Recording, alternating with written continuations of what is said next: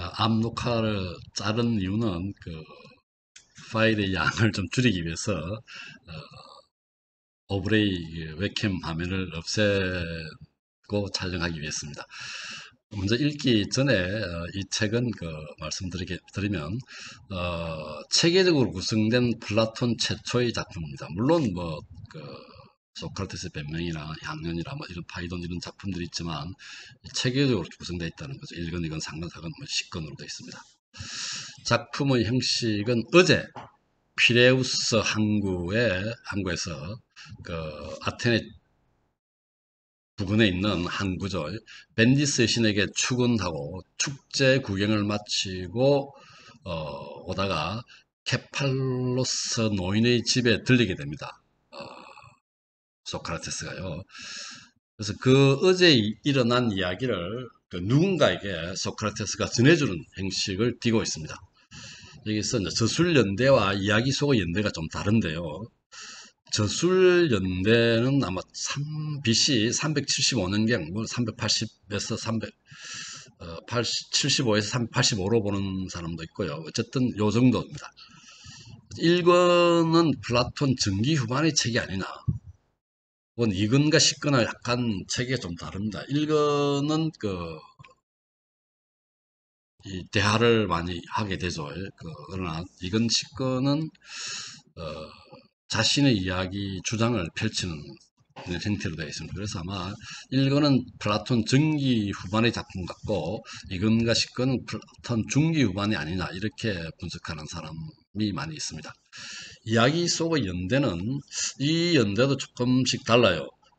서울대학교 이태수 교수님은 BC 411년이라고 얘기하고 있고요. 또 이종환 교수님은 BC 430년 정도로 추정합니다. 432년 정도로. 왜냐하면 이 주인공인 케팔로스가 BC 430년경에 사망했다는 것으로 추정된다면 그 이전의 무대 아니냐 이렇게 본다면 이게 조금 맞는 것 같기도 한데요. 사실 어쨌든 420년 전후 아니냐 이렇게 보는 사람들이 많이 있습니다. 왜냐면요, 이게 411년으로 보기에는 조금 무리가 있는 게, 여기 보면 413년에 시칠리아 원정이 대실패로 끝남으로써 아테네는 굉장히 어려운 상황으로 빠지게 되죠. 시칠리아 원정이 실패했다는 거죠. 근데 이 주인공인 케팔로스 노인이 시칠리아 출신입니다.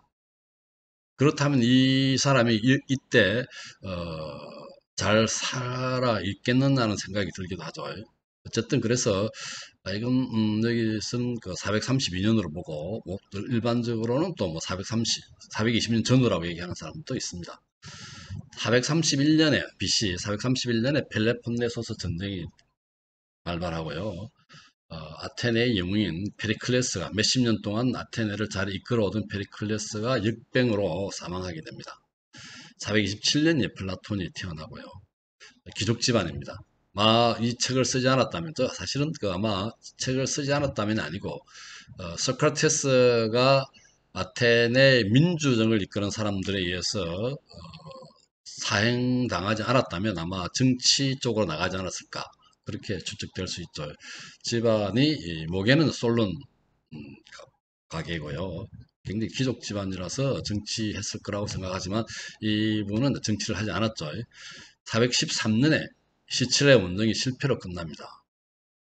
이건 펠레폰네소스 전쟁이라고 투키디데스가 쓴 책이 있죠. 그 책에 보면은 굉장히 설명이 잘 되어 있는데요. 이 굉장히 어처구니 없이 전쟁을 시작했고 어처구니 없이 전쟁이 실패로 끝났습니다. 그 다음에 404년에 BC 404년이죠. 아테네가 패배해서 스파르타가 지원하는 30인 참두가 아테네를 지배하게 됩니다. 펠레폰네소스 동맹의 주축인 스파르타와 테베가 있었는데 테베는 아테네를 완전히 없애려고 그랬죠. 그러나 스파르타가 아테네가 그래도 우리가 페르시아 전쟁에서 우리를 살려준 우리 물리치고 그리스를 지킨 그런 나라다고 해서 스파르타가 상당히 아테네 편을 들게 되죠. 그래서 스파르타가 지원하는 30인 참주 체제가 아테네를 지배하게 됩니다. 얼마 몇 개월 못 가고 30인이 참주가 축출되고 민주정치가 다시 부활하게 됩니다. 아마 6개월 정도인 것 같죠. 그 이후에 민주정체 하에서 BC 399년에 소크라테스가 재판을 받고 사형을 당합니다. 플라톤은 이때 나이가 24살쯤 됐을 겁니다. 42년 차인가요? 그 소크라테스랑 그럴 겁니다. 387년에 플라톤이 돌아다니다가 여러 나라를 돌아다녔죠. 아테네로 돌아와서 아카데미아를 창설하고 347년에 죽습니다.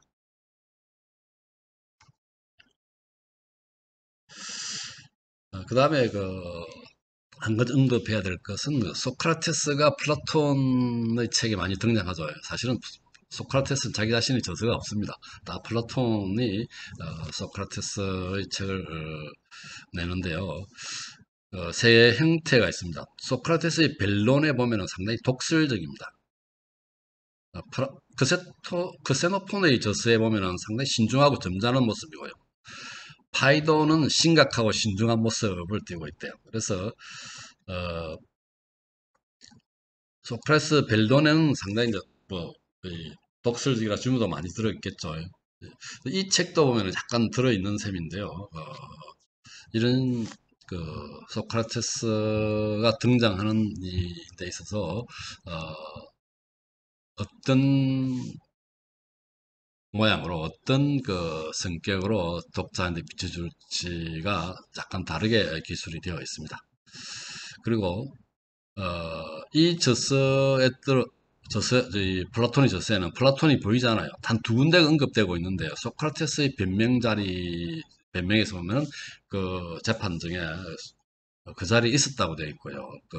마지막 사약을 마시는 현장에서는 그는 아파서 그 자리에 오지 않았다고 적혀 있습니다. 그리고 소크라테스 일행을 피레우스 항구에서 축제를 마치고 돌아가려는데 케팔로스 측에서 보낸 하인들이 와가지고 케팔로스가 와서 이걸 자기 집으로 데려가려고 그러죠. 그러면서 나온 게 이 소크라테스 일행의 수보다는 데리고 가려는 일행의 수가 많다. 어떻게 보면 이게 민주주의에서의 다수의 행포 얻는 중에 플라톤이 좀 꼬집고 있는 게 아닌가 그렇게 얘기할 수가 있습니다.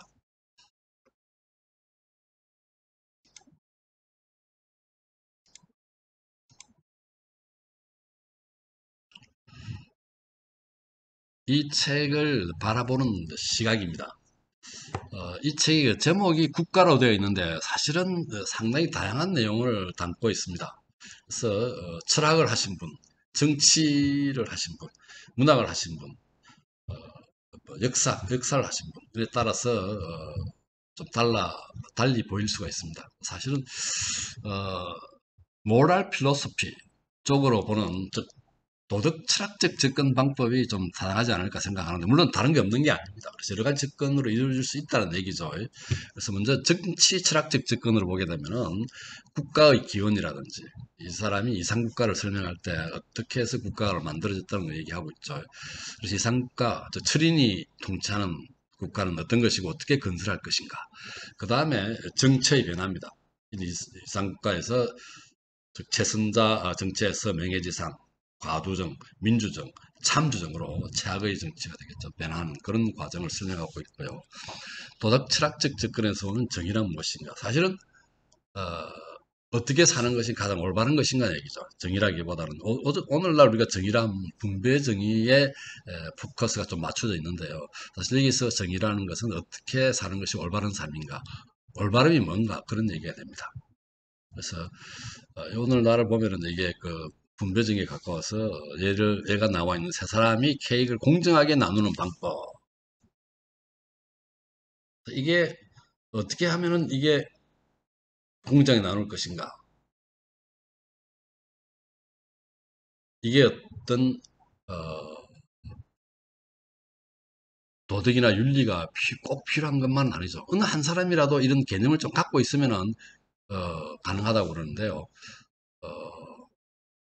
세 사람이 케이크를 선택할 순서를 미리 결정합니다. 결정해 놓고 맨 마지막에 결정할 사람이 케이크를 자르게 되죠. 이렇게 되면 공평하게, 공정하게 나눠 갖는다는 얘기죠. 그 다음, 체조 선수와 레슬링 선수 사이의 분배는, 체조 선수와 레슬링 선수 사이의 어떤 소고기를 분배할 경우에 어떻게 분배하는 것이 가장 타당할 것인가? 산술적으로 분배할 것이냐? 아니면은, 체조 선수는 좀 몸무게가 적게 나가고, 레슬링 선수는 많이 나가니까 많이 먹어야 된다. 체력 소모가 많기 때문에 이런 식으로 분배하는 게 바람직스러울 것이다. 이런 게 이제 분배 정의에 있게 됩니다. 근데 여기서 말하는 접근 방법은 정의란 무엇인가 했을 때 올바름이 뭐냐, 올바르게 사는 게 뭐냐는 얘기입니다. 그 다음에 철학적 접근은 플라톤의 이데아론이 나오고 있죠. 그래서 이 철학적 접근으로 볼 수 있고요. 그 다음 역사적 접근은 뭐냐면 아테네가 펠로폰네소 전쟁에서 BC 404년에 패배하게 됩니다. 30인 참주의 공포 정치를 경험하게 되죠. 스파르타가 귀족정이기 때문에 스파르타의 정치 체제를 그대로 갖고 온 것이죠. 민주적 지도자에 의한 철학자에 대한 무차별한 테러가 일어났죠. 소크라테스가 사형당합니다. 그리고 이 당시 아테네는 아프리아 상태가 되죠. 이 상태에서 어떻게 하면 아테네를 재건할 것인가? 아테네를 어떻게 하면 좀 부강한 나라를 만들 것인가? 이런 접근에서 바라볼 수 있다는 얘기죠. 그 다음에 문학적 접근입니다. 상당히 재미있는 접근입니다. 초반에 상당한 복선을 깔아놓고 이야기를 시작합니다. 케팔로스 노인을 등장시킵니다. 이분은 죽음을 앞두고 있는 노인이죠. 신부는 시라쿠사입니다. 시칠리아 쪽, 시칠리아에 사는 출신입니다. 시칠리아 출신이고요. 그 다음에 아까도 얘기했지만 BC 413년에 시칠리아 원정이 실패했다고 그랬죠. 무역상입니다.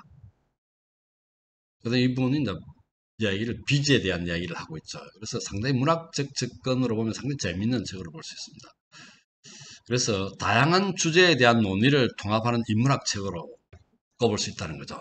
그래서 정의의 관점에서 보면 개인과 공동체, 빚 갚음에 함께 행복하게 사는 것이 정의로운 삶이다. 국가의 기원과 이상국가의 건설에 대해서 국가가 어떻게 생겼으며 이상국가를 어떻게 만들 것인가에 대한 얘기. 그 다음에 플라톤의 이데아론에 대한 철학 이야기. 여러 가지 이야기가 나오고 있습니다. 따라서 글의 주제는 보통 하나여야 된다고 이야기하고 있죠. 그런 원칙에 좋은 반론을 들 수 있는 책이 되겠습니다. 교육도 또 나오고 있습니다. 그래서 교육학적 접근에서도 이 책을 또 바라볼 수 있거든요. 어쨌든 공동선의 문제와 정의의 문제를 확실하게 연결시킨 승부자적인 책으로 볼 수 있습니다.